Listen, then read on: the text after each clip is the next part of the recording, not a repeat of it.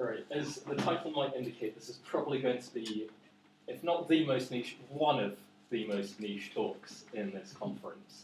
And for those who don't know about the poem The Seafarer, it's a poem of pretty much indeterminable date, because the manuscript composed or in its present form, the X book, can be dated to about 960, 990 on paleographical grounds. The dating of the poem itself is much more complicated. We don't know how long it circulated for before it was put into the manuscript. We don't know when it was composed before it was put into circulation. We've got little bits of hints and traces, but because the form of the manuscript being mostly standardized late West Saxon, it's very, very difficult to know. There's an Anglian form on line 81, but it's a late Anglian form, that's Nearon, not is, basically. And we've also got an archaic form in one of the bird spellings, Huelpan, where you have HU, where historically it expects HW after the 8th century, whether Anglian or West Saxon. And as we'll see, even when we get down to the ornithological data, it's still indeterminate, because seabirds in the UK tend to be seabirds all across the coasts of the UK.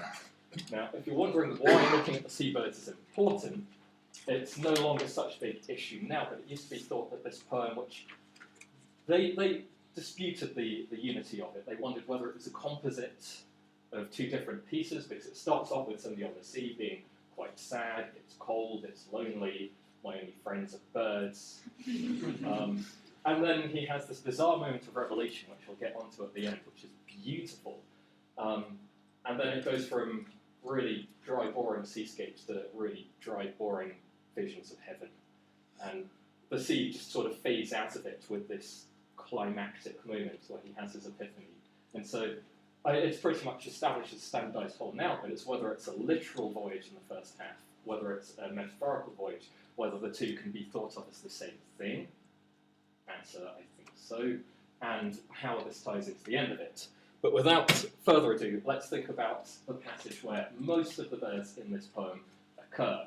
Now, this is the boohoo, I'm sad, lonely, I'm in a little boat, I've got no friends. So, there ishna here, Bhutan Clearman say, is calden away. I heard nothing but the roaring of the sea, the ice-cold path. Quilum il-fet song. At times, the il-fet song, I've left those deliberately untranslated, we'll get along to those.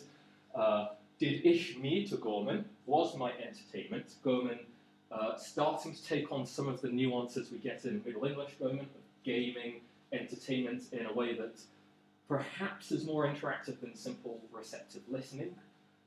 Gannet Filotho, the cry of the gannet, or the sound of the gannet. Filotho is a very horribly vague word, and this only contributes to problems we have with identifying gannet. And Huilpanswe, for Theater, and the Huilpan's noise, or the song of, or cry of the Huilpan, for the laughter of men, Melsingenda, for Merlu drinker, the singing of gulls, for the drinking of mead, Stormatha, Stankla, for Beartan, there him stare on Quath, an unusual hypermetric line that has more stresses than a more line, occurring bizarrely out of touch with the rest of the surrounding lines.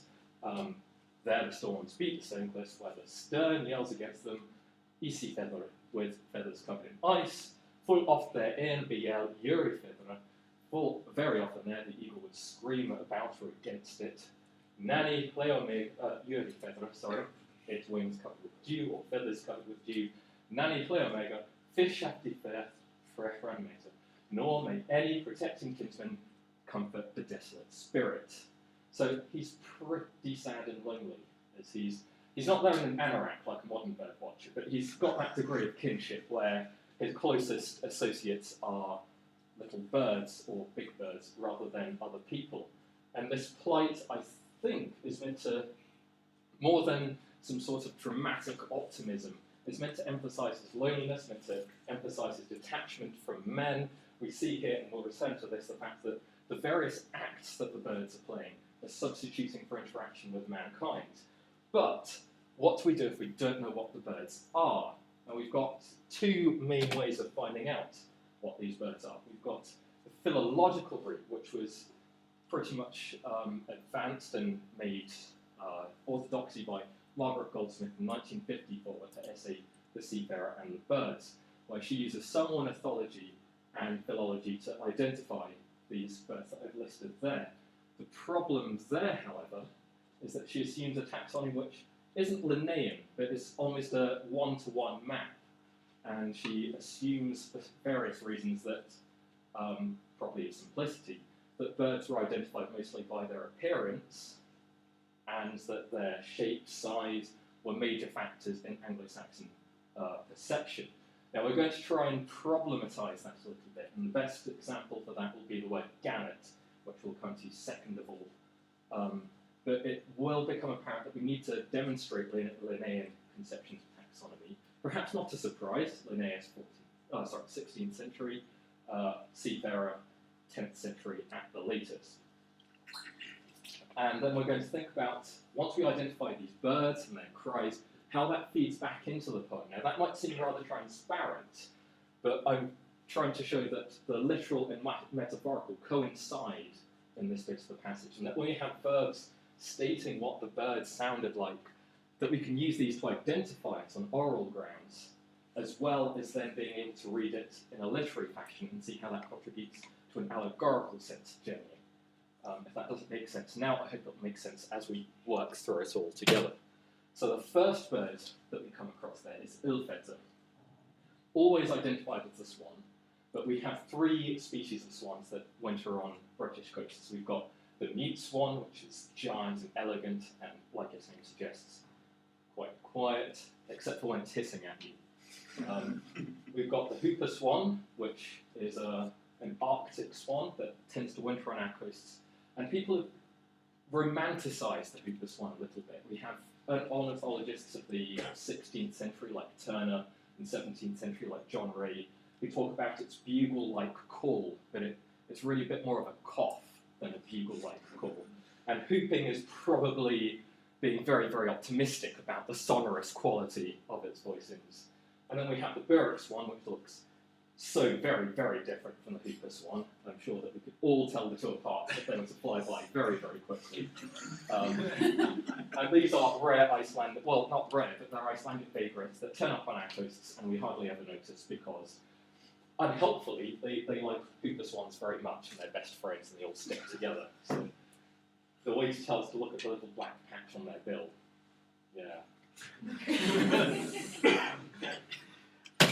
But let's take a look at what the philology of Ilfeta can tell us. We've got various different attested forms of Ilfeta. We have Elbitu, Ebitu, Ilfetu, which all can be traced back using the Old Norse cognate Obt and the Old High German Elbis, or Elbis, depending on what quality we assign to be in Old High German.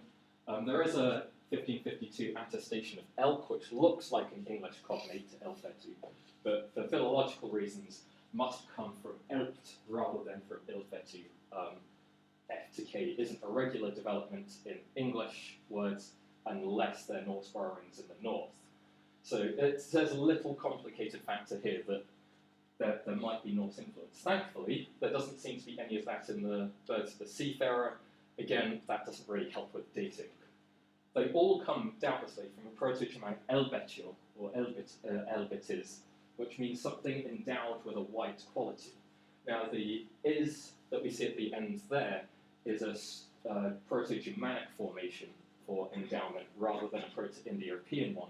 So although elb, the root itself, is Proto-Indo-European, this form of the name is Proto-Germanic and can probably be dated to vaguely continental Germany pre-migration era.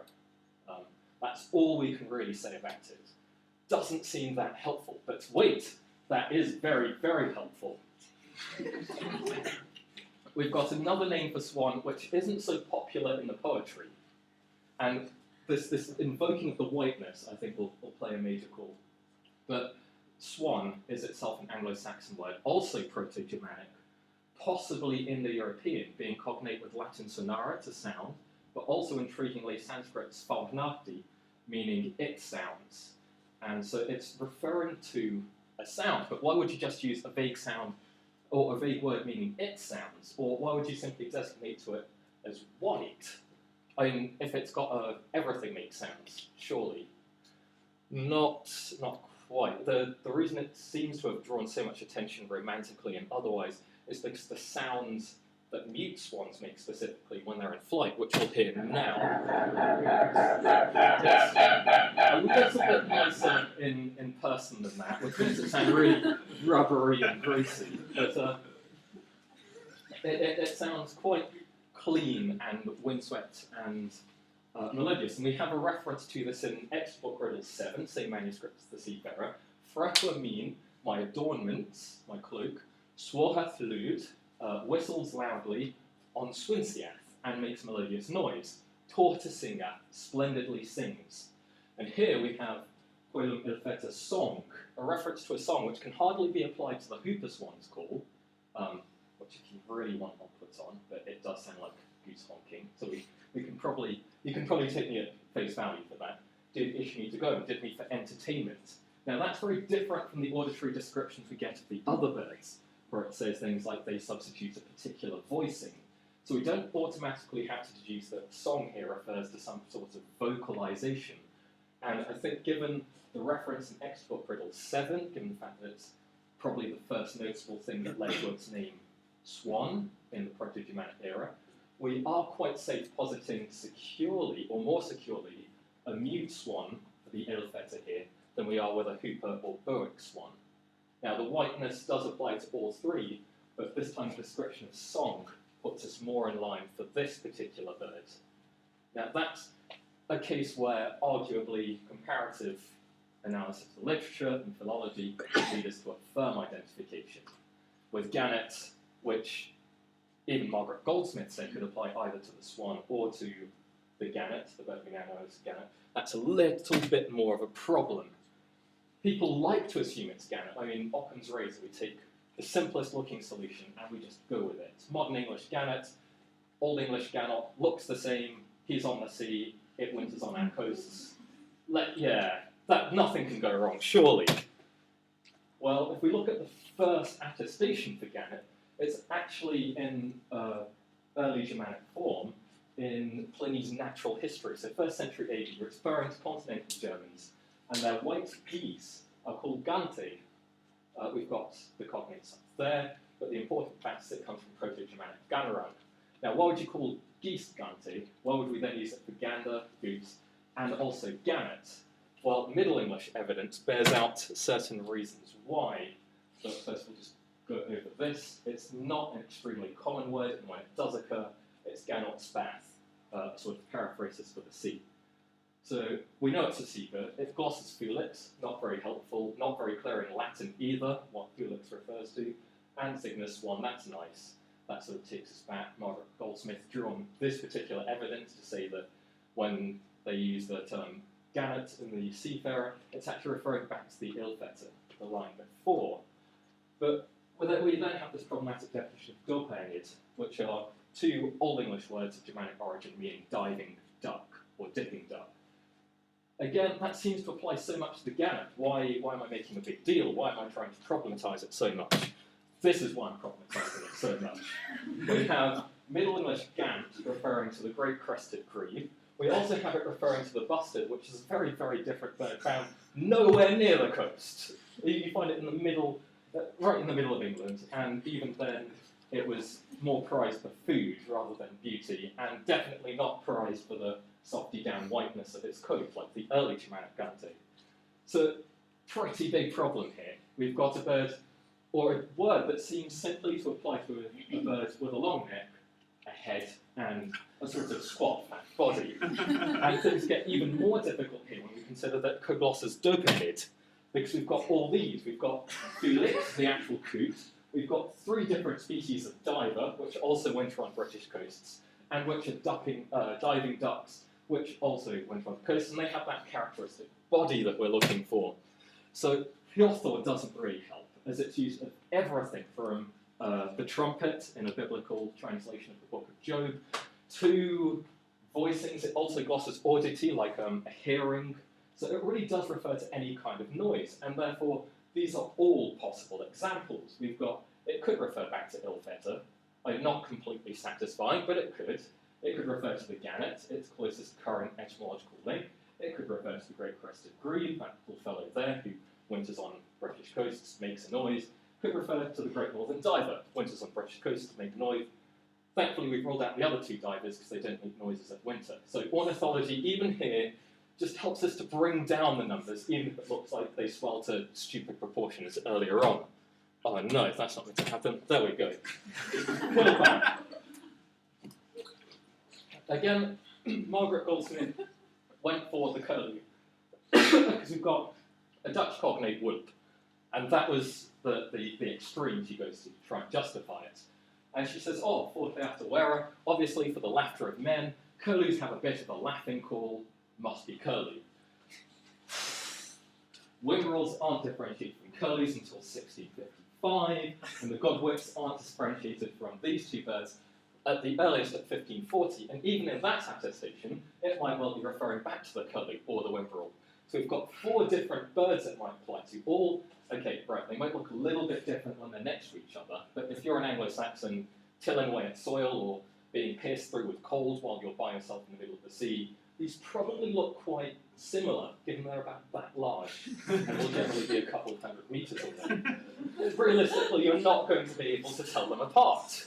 You've also got the problem of, I'll do it very quickly, Ooh, laughing sounds. That's not right. You know, all of them sound like laughing birds. So we can, I hope that you won't mind taking me at face value on that one. They all sound like they're laughing when they call. So ornithology, along with philology, suggests that we're dealing with different series of birds, so perhaps an indication of a differing sort of taxonomy in Anglo-Saxon England.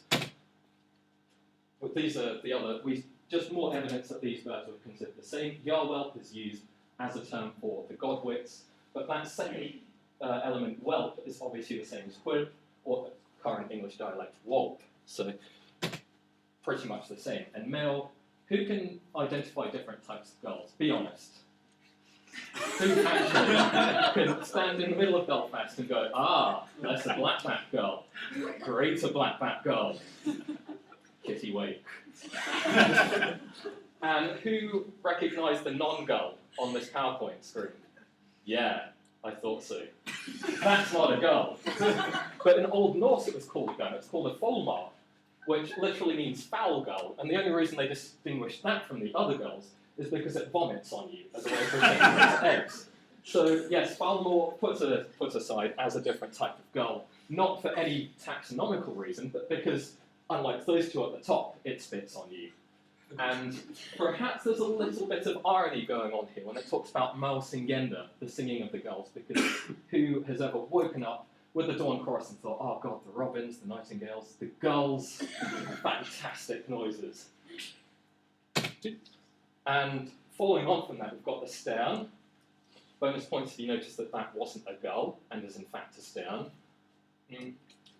which has problematic philological roots.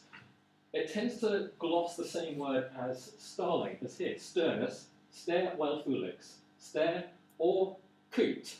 So obviously they're starting to get a little bit confused, as that looks nothing like a coot. And fulix, it might, even if we understand it with the sense of dopenid, the diving duck, that would apply more to this, which hovers and then dives to catch fish, rather than our little city starling. Also, this word, beatica, beatita, seems to be gobbledygook Latin. The closest I can find is Italian bearcita, is that bearcita? For oyster catcher, which, again, very different looking bird, but does live on the coasts. The reason that this one's such a problem in the Seafarer is that the stern isn't a winter bird. And so Margaret Goldsmith tries to propose a different type of gull, the kittiwake, which is valid, but not as valid, I think, as the little gull. Two of these things are terns, one of them's a little gull, that one's the gull. But if you're an Anglo-Saxon, or in fact, if you're out at the coast and you see these three things flying by, you're not going to be able to tell them apart, especially since in Birds of Western Palearctic, which is the great ornithological volume, 9 volumes long, released between 1977 and 97, so 30 years of work. It's also such a tedious book to read. But they struggle to differentiate these birds apart, so we shouldn't have any wonder that the Anglo-Saxons do. The last one, thank God we can tell apart, but that's not because it's call, and it's not because there's any specific identification in itself, which, as you can see, comes from Greek ornis, meaning bird generally, possibly as a taboo word to refer to this giant predator. I mean, this is about 90 centimetres long with a 2.5 metre wingspan. You wouldn't want to encounter that in a dark alley. But the white-tailed fishing eagle was the most dominant species of predator on the British Isles until about 1100. Archaeology bears out that these are all over the place. And the golden eagle, bless the little golden eagle, couldn't quite compete with this giant. Now we seem to have scared it off right into the northern stretch of the British Isles, where it happily fishes without human interaction. But let's bring that in to the rest of the poem. I've gone on this rather obscure philological route, but why? I think the call here, Biel, which doesn't really apply to the eagle cry. You know, you've all got accustomed to that movie, like Screaming Eagle Cry. Sounds nothing like it. It sounds more like a fox when it cries. It's not so romantic, not so heroic, but that bird, Biel, which literally means to yell about, anticipates the climax of the poem, which is when everything changes from seascape into heavenly meditation. And I don't want to spend too long here, but his mind, literally his hue, his intention, soars out of his body and over the lakes of the sea. Cumeth efte me, yethron gredi, yelleth anflogger. It comes back to me, eager and greedy. The anflogger, the lone flyer, yells out, where yelleth is the same as Biel, lacking a little prefix, but we can overlook that, surely. So all these birds that we've encountered up till now have been naturalistic. They've been real birds. We can't identify them securely, but they have been real birds, and they've been making noises that substitute the human interaction.